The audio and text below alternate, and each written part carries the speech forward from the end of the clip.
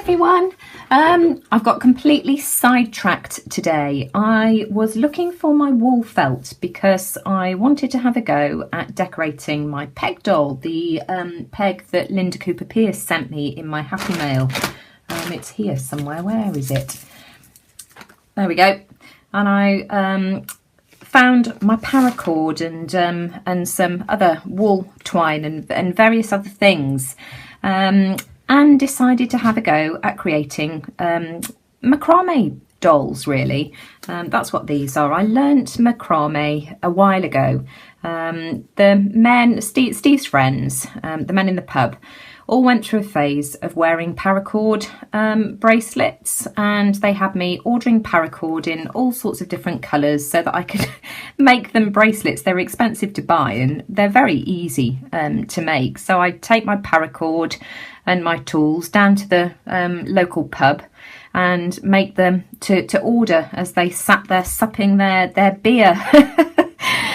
But anyway, I've made these and I just think they're really cute, and so I'm going to set everybody a challenge. I want, well, I'd really like it if people had a go at making these. If you haven't got beads, it doesn't really, well, if you haven't got round beads, square beads would do. They don't have to be wooden beads either, any kind of beads. And if you haven't got beads at all, then the loop could form the head. You could also make your own beads out of clay or Sculpey, or even this kids stuff that I've got here. This is jumping clay. So have a think about it. I'm going to show you how to do the macrame technique. I've dug out some blue paracord here, which is the same that I used for this one here. And then I'm going to use, this is some suede thread cording, whatever you want to call it. But have a think about what you could use to actually do this. So I've got another bead here. I bought these on a string from Prague years ago. It must be about 9-10 years ago. Steve and I went over for a weekend, and it was when I was doing my jewellery making, and I bought back loads of check beads and, as I say, this whole string of wooden beads. So let me just move those to one side. So I'm going to show you how to do it. So first of all, I've got a piece of bent over wire. You've seen me use this before for threading, and it just makes it easier to get the cord through the bead hole. Obviously, depending on the size of your hole, of whatever bead you're using will determine the thickness of your thread, because you've got to be able to get it to go through. But you could use wool. I did try one with ribbon. I don't like that one quite so much because it's sort of come out a funny shape, but it does work. And then I tied some of the wool as a scarf around the neck. So right, okie dokie, so we've got that, and then I'm going to tie a knot. So have a think about, in fact that's a bit too long, I'm just going to shorten that. There we go, that's about right. And then put my bead right up to the knot. Let's pull that nice and tight. And then I'm going to turn it upside down, and I have got a bulldog clip here, and I'm just, whoops-a-daisy, I'm just going to put that over there. And then I'm going to use my suede to make my little jacket clothing for my doll. And what you want to do is, I've got, I don't know how long this is, let's have a look and see if we can work it out roughly. 12, it's probably about 24, just over 24 inches.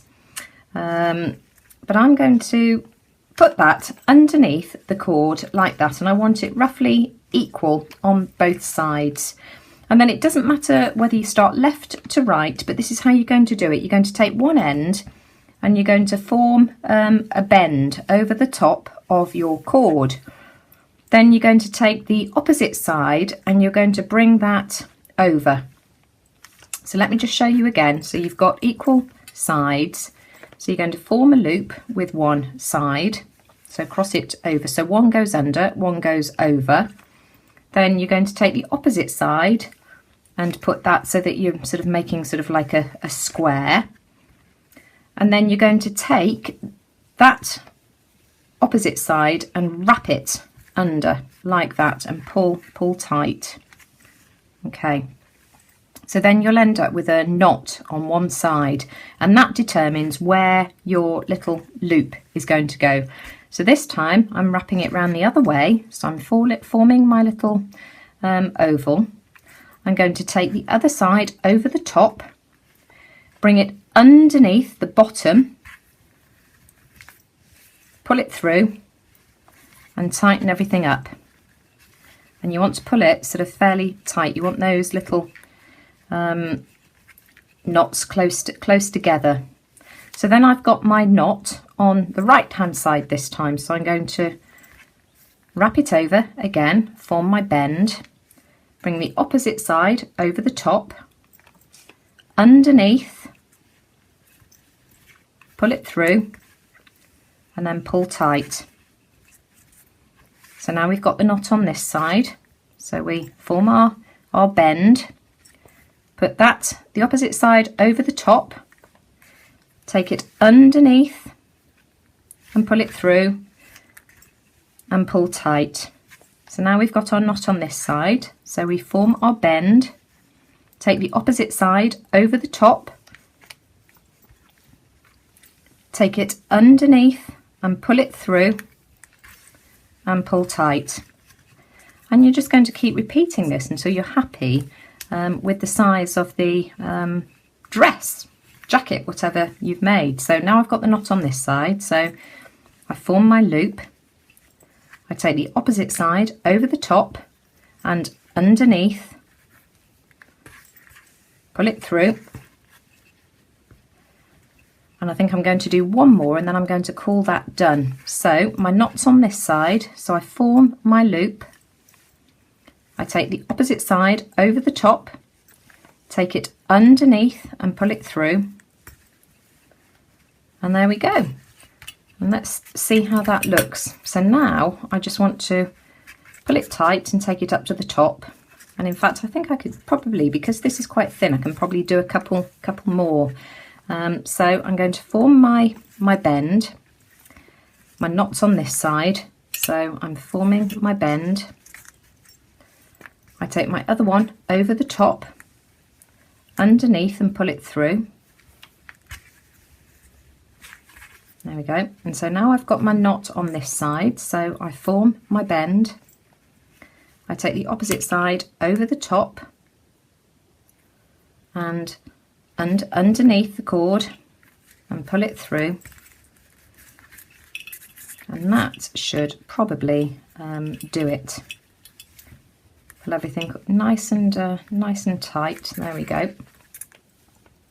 Just jiggle around with that one. That one's not quite as tight as I would like it, but you can fiddle around with this. There we go. That's better. And then pull it up, and then these are going to form the arms. So I'm going to tie a knot. Let's have a look. So I want my arms about that long, I think, and then we'll do another one on the other side. Let's turn it upside down just because it's easy for me to do it that way,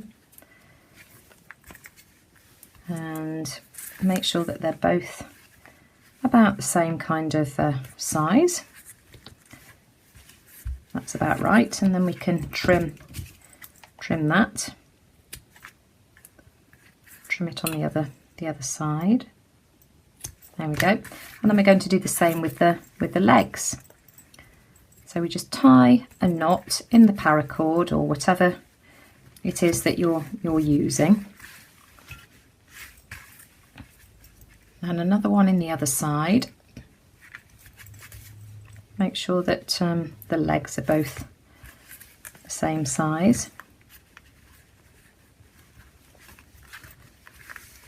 Let's pull that one down a bit. There we go, that's about right. And then with the paracord, what I'm going to do is I'm going to cut it off both sides, and then I've got my little fire lighter here. Be careful when you're doing this. Oh, come on, you light. And then I'm just going to burnish the end just to melt it. You can do this with any nylon thread. Oh, come on. going to run out of gas on me. There we go. And I'm just going to tap it down like that. Do it on the other side as well. This just stops the cord unraveling. And then because the cord underneath is white, I'm just going to tidy it up by, let's have a look. Let's have a look at him first, or her. How cute is that? I just love it. Let's put that there so that we can try and balance him. And then I'm just going to grab a blue alcohol marker. In fact, here we go. I've got it here at the ready anyway. And I'm just going to colour in the soles of his feet. There we go. Just to neaten it up. You don't have to do that, but you know me by now. And then I've got my white Posca paint pen, or I did have. And I'm just going to draw on. Whoops a daisy. It's me being clumsy. Hang on.